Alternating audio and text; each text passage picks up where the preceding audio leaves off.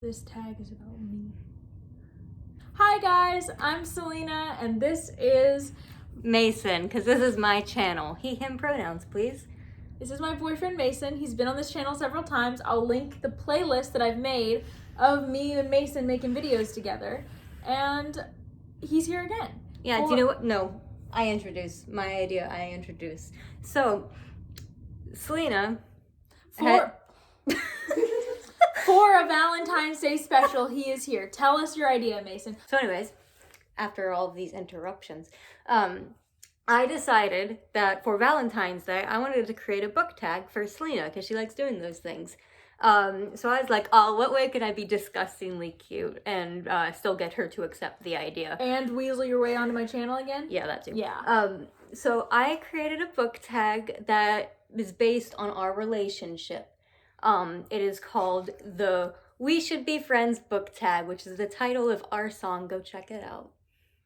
Yeah, we listened to the song together before we were even dating. Yeah. Yeah. Yeah, whatever. Okay. Also, I just want to make fun of the fact that book tags are historically supposed to be something that, like, the book community, like, passes around. I am the book community. No, you're not. But I'm it's so like, famous. But Mason, it's like supposed to be something like other people can do, and this is, I'm sorry, this tag is just not something that you guys are gonna want to do. You can. But you can. Once we're famous, it's gonna be a really, you know. We're not famous. Once we're famous. We're not gonna be famous. That's what you think. Maybe you won't be famous. Anyway, I have this list. Selena has not seen it, so. This is gonna be on the fly. Yeah, so good luck. We have 9 questions, right? Yes, 9. And there will be timestamps if you want to skip some questions, although I don't know why you would. Okay, so Selena and I first met at college, or in, the first bits of it. So I, for the first question, asked a book that you met in school that you loved. So one that you read for class that ended up being, like, on your favorites list. Okay. I need to think. So I took a whole Jane Austen class. So obviously Emma became one of my favorite books after reading that, by Jane Austen. So I could talk about that one. Do you want something from, like, high school? No, I want something from college. When did we meet? Oh. This is based off of us. Okay, so Emma, I met in second year. We'll talk about Emma and then I'll do some honorable mentions because I've actually read a lot of books for school that I've loved because I take fun classes. Okay, so Emma. You're an English major. Emma, which I hope I've put a picture right here, is a novel by Jane Austen about a woman named Emma who is self-centered, annoying, a little bit like, and she's amazing. I love Emma. She's perfect, but she's kind of in everybody else's business and is trying to, like, set up people and make couples and all sorts of stuff. And she's just kind of a little insufferable, a little doesn't understand the consequences of her actions, and the book is sort of about her development, and there's some romance in it as well, and a lot of funny, witty social commentary because it's Jane Austen. And I really enjoyed it. I thought it was masterfully put together plot-wise. I could have used this for the other question. I do know one of the questions, and I could have used it for that one. Stop revealing things. For those of you who don't know, the movie Clueless is based off of Emma. So. That was my first exposure to Emma, actually. But yeah, so that one I read for school and loved.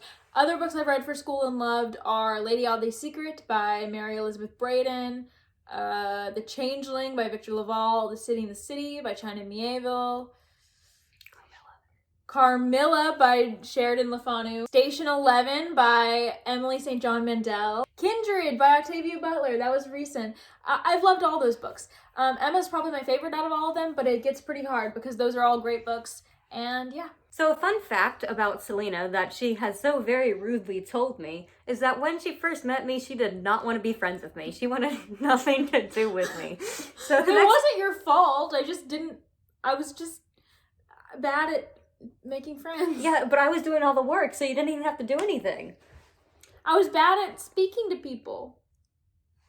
Okay. Still bad at speaking to people. Anyway, so the next question is book you liked against your will. So one that you thought you were going to hate but ended up loving. Okay, I think I know one for this, but I need to think of it. Okay.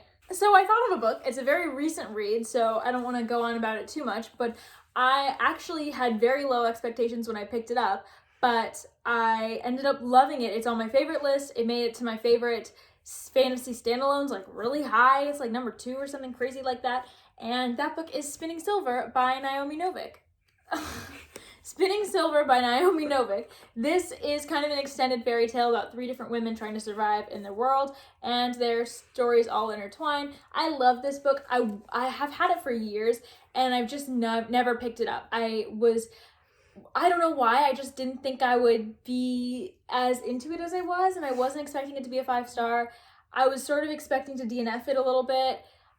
I don't know, I just wasn't expecting to love it, but I loved it, and I'm so happy that I did. Yeah, I have a review for it. I will link the review, and I will also link the video that I talked about, the standalones video that it was in. So, after Selena decided she didn't want to be friends with me, we became, like, good friends. I would say at first. Like, we skipped over acquaintanceship pretty quick. Yeah, anyway, we were really close. So anyways, this one is pretty simple. Book that feels like a good friend. So I have thought about this about one book that I still remember putting it in my Goodreads review. And so I'm going to talk about this one. Mason actually loaned me this book to read. I don't know what you're talking about. You did. You will know it when I tell it. And the book is Good Omens by Neil Gaiman and Terry Pratchett. And that book is a very sort of nonsensical, absurdist take on the Christian end times. And we follow an angel and a demon whose tasks are to either carry out the end times or like stop them. And they basically realize that if they do that, then they won't get to hang out with each other anymore. And then also humanity will be at stake and everything too. And so they decide they kind of botch it. It's sort of accidental and also sort of not. And they basically botch the end times, and you get to see it from a lot of different perspectives. This is a very funny book. Terry Pratchett is a genius when it comes to absurdism. I definitely see that with this. And then it has something of like Gaiman in it as well. I love Neil Gaiman. I want to read more Terry Pratchett. I loved this book. I gave it 4.5 stars, but it was one of my first forays into... How do you remember that off the top of your head? I look at my Goodreads a lot. And this was a really fun book. It has lots of like really more important themes about like friendship and found family and nature versus nurture and stuff like that. I eat that stuff up, and I also eat up like any sort of absurdist, nonsensical stuff, magical stuff happening. And it's also just really freaking funny. And so it felt like a friend to me when I was reading it, and I was sadder than I thought I would be to leave it. So after Selena and I moved from acquaintanceship to good friendship, I realized that Selena was a bit of an enigma. And it had a lot of herself that I was still, like, discovering. I'm not that way. I'm an open book. You know everything about me within 5 seconds. But anyways, in honor of Selena, book with a lot of layers. A book with a lot of layers. So I could have put Emma, because there's literally a second plot happening underneath the first plot. I could say Spinning Silver, because it has a lot of layers. Well, you already used those, so don't cheat. So I'm gonna say, probably predictably, the Stormlight Archive. I almost hit you in the face with this giant book. I'm gonna use the Stormlight Archive for this. This is The Way of Kings, the UK version. I think it still is being sold, but they did like a reprint of it, and I grabbed it. I love this series. It's my favorite series. I've talked about it at length, and there's a lot of layers to it. There's a lot of stuff going on. There's a lot of characters that you follow. I'm not going to describe the plot of this one because, I mean, if you go to any other video of mine, I'll probably talk about it. I'm really annoying like that. And it's just a really epic, expansive high fantasy. Lots of different characters, lots of different plots, and he begins setting stuff up in this book that will not pay off for, I expect, several books. It's going to be a 10-book series. Each of them are over 1,000 pages, and this is the shortest one in the series. And so it's very layered. Yeah. It's kind of gotta be. Alrighty. So after I started figuring Selena out a little bit, although I'm still in the process of that, quite honestly, we kind of did everything together. Like, yeah, we were kind of inseparable. It was really annoying for a lot of people. But anyway. I would just like creep into Mason's like friend group dinners. They're like, yeah, Selena's coming. We don't know who she is, but And now, she's here. now her roommate is one of them. Yeah. Anywho, so a book that you bonded with friends over, one that you had a community going, that maybe a buddy read, or one that you just talked about incessantly. That's a really good question. I know. Okay, so I could say any number of books that Udi and I have read together. He'll kill me if I don't mention that. But I'm actually going to mention the one that I just finished, that I actually buddy read with my friend Ray. And I don't want to pull it out because it's kind of in there tightly. But Jurassic Park, I just put a review of this up, so I will link that. I highly recommend you go check that out if you want to hear about Jurassic Park. But Ray and I have been friends since I was 13, she was a little bit older. We've been friends forever, and we both have loved Jurassic Park as long as we've been friends, and we've like bonded over our love for the movie Jurassic Park, but we both never read the book until this past read, and we have tried to read books together for like a long time. She was my first buddy reader ever, and so we would recommend each other books, and recently we've been trying to be more consistent about buddy reading together and talking about books together, and our pick for February that we were going to buddy read together is Jurassic Park, and I just finished it. Ray is on her second read of it. We both loved it so much. She is obsessed with Jurassic Park, and her like love for it is really just the biggest I've ever seen anyone love Jurassic Park ever. It like doesn't even compare to mine, and it's so fun to talk to her about it. I'm so excited to just talk about this book with her and like pick her brain, because we haven't actually talked about it since I finished it, because I only finished it a couple hours ago. But yeah, Jurassic Park, highly recommend it. Good one. Thank you, I know. So Selena and I, once we were like really good friends, did this really annoying thing where we just wouldn't shut up like to each other.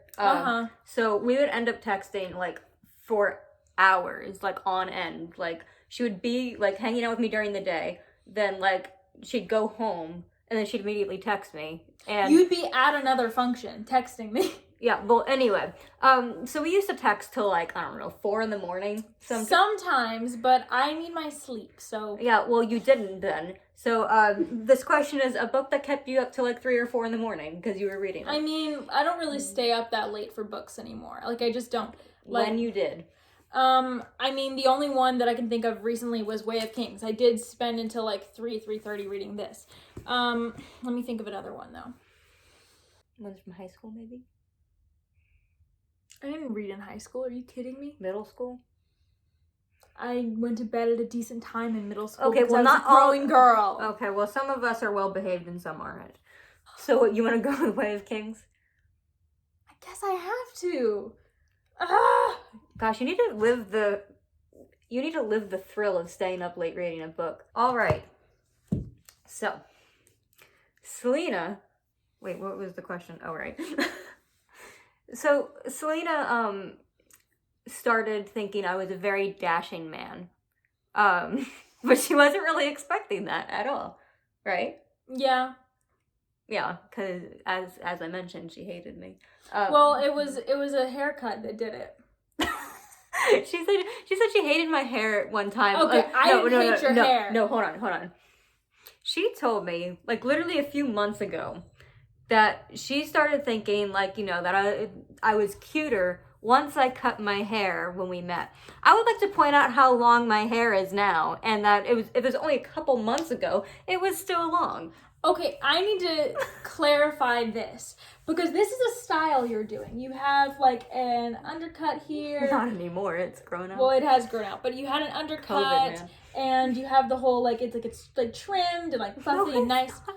Okay, well, it's not a mullet is what I'm getting to. I did have it's not an out-of-control mullet, and yes, the color is coming out of it, but it's coming out in sort of an even sort of wave sort of way. When I met you, when we started talking, you had a like, mullet, and the color was, like, in between colors, and maybe we should put in a picture of it. No.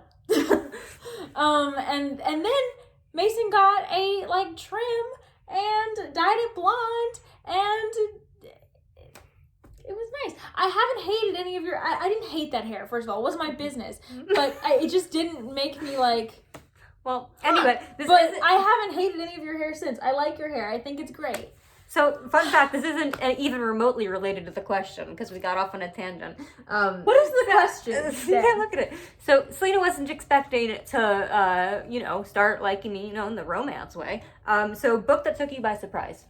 Didn't I just answer that? No, it's a different one. Not one you didn't expect to like. One that took you by surprise because your feelings took you by surprise. So, like something that shocked you. So it could be something I didn't like. I prefer not. I meant just like a plot twist or something, but geez. I gotta think then. You are... There's not a single book with a plot twist or surprise that you like. I mean, plot twists, I forget plots as soon as they occur. I guess we'll just go with an easy answer here. Why am I right surprised? Here. This Look, did not take you. It's easier for me to do tags with books that I have here because I can't remember all the books I have and read. Okay, so one book that had a pretty big surprise in it for me was Elantris by Brandon Sanderson, because the first half of this... surprised that it was bad. No, it's not Shout bad. out to Udi. So Mason doesn't like Elantris. I love Elantris. This is a book about a zombie city and the prince who becomes a zombie, basically. They're like magical zombies. They're like different than zombies, and I like them better than zombies because zombies are not my favorite creature thing. But basically you can get sick and be turned into this decrepit god thing. The prince, that happens to the prince of the city, and he's sent to Elantris, the old god city where, once upon a time they ruled as not decrepit zombie-like things, and now they do. And they are just basically scavengers who live off the pity of the people living around them. And are just thrown like bread every once in a while. Anyway, it's a really bad life.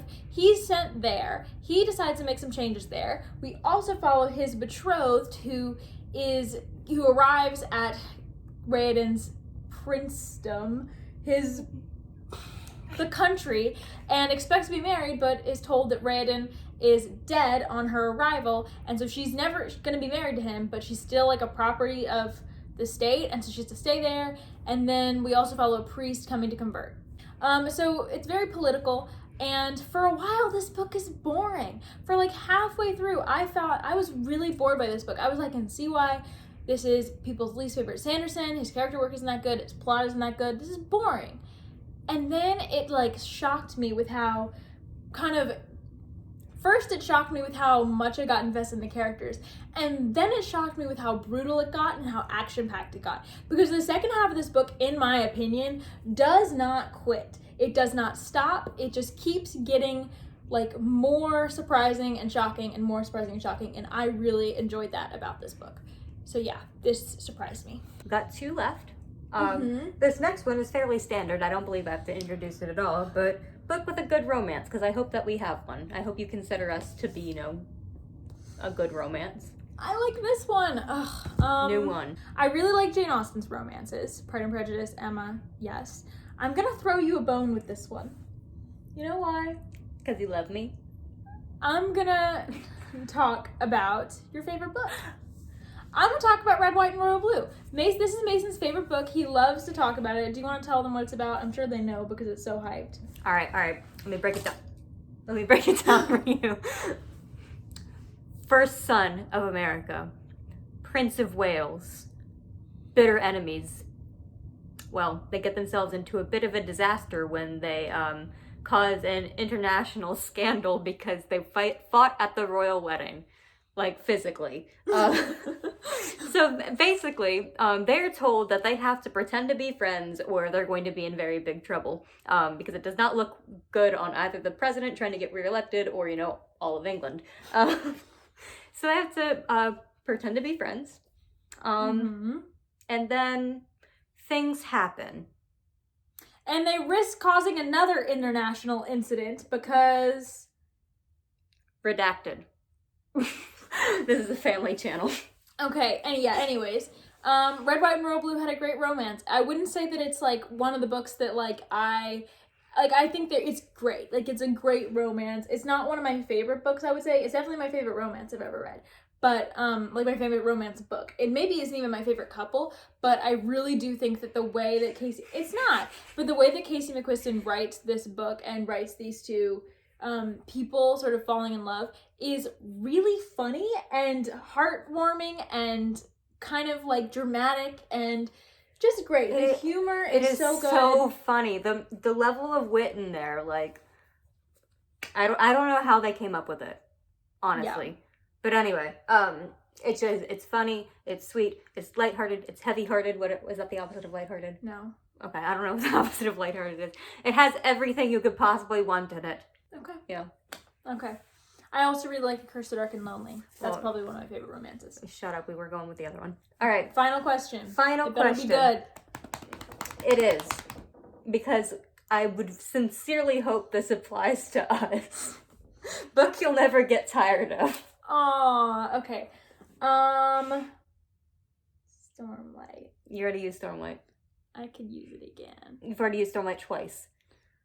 I could use it a third time. I have one. Okay. I have one. One. It's really good too.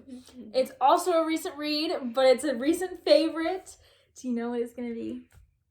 Sword of Kaigen. Sword of Kaigen! I love that book so much. I feel like I will always love it on the same level I do as Stormlight. I could reread it and be happy. I could live in the world forever and be happy. I mean, well, I don't know if I want to live in that world because it's kind of patriarchal and awful. But I could stay with Misaki and like the Takayubi forever. I could watch them. I could watch her sew all day. For all I care. I love the magic. I love everything about it. This is a military fantasy. I'll link my review if you want to hear more about it because this video is getting long. But it's amazing, emotional, heart-wrenching, bittersweet, beautiful, emotional, show-stopping. Well, there you have it, folks. That is our book tag that I created. That was the Valentine's Day special. The We Should Be Friends book tag. Yep. If you want to do it, you can, but I wouldn't recommend it. Are you saying it's a bad book tag? No, I'm just saying it's not applicable to anyone else but us.